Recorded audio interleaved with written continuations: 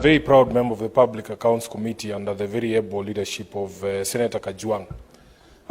During our meeting to adopt this particular report, we were given the definition of fiduciary risk by the Parliamentary Budget Office. Honorable Speaker, just a cursory search of the term fiduciary risk is defined as the potential or loss that can arise when an entity fails to work in the best interest of the people, leading to misuse, mismanagement, or lack of transparency.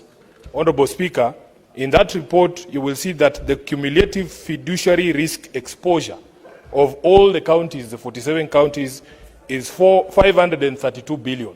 But out of that, the fiduciary risk exposure by Nairobi County alone is 157 billion Kenya shillings.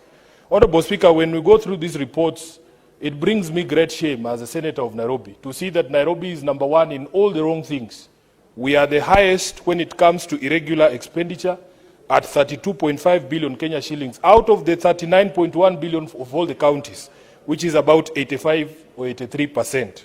Honorable Speaker, we are also number one when it comes to unbudgeted expenditure at 12 billion Kenya shillings. Then, of course, there is a matter of pending bills.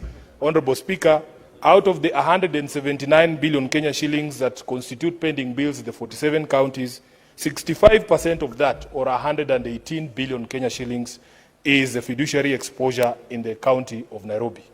And we have gotten to a place, Honorable Speaker, listening to these entities, to the Auditor General appearing before our committee, we now need to know what the next steps are. I want the people of Nairobi to understand that even though the Constitution says that Parliament shall look at the reports of the Auditor General, we rely on other institutions to be able to take action. In the committee that I sit in, we have recommended prosecution of officers in over 150 cases, and we have had occasion to sit with the EACC and ask them to give us the reports about these investigations, Honorable Speaker. We have had officers from the DCI. We have made recommendations for prosecution of people. We have made recommendations to professional bodies like the ISPAC that regulates accountants, even lawyers who give wrong information or wrong advice to their executives, or even who collude with their departments to steal money through legal fees. Honorable Speaker, we need all these institutions now to come to the rescue of our counties. Even if you look at the total exposure on stalled projects, Nairobi is again number one. I want this Senate to help us in Nairobi, because if devolution works in Nairobi, it will work elsewhere. Honorable Speaker, I thank you.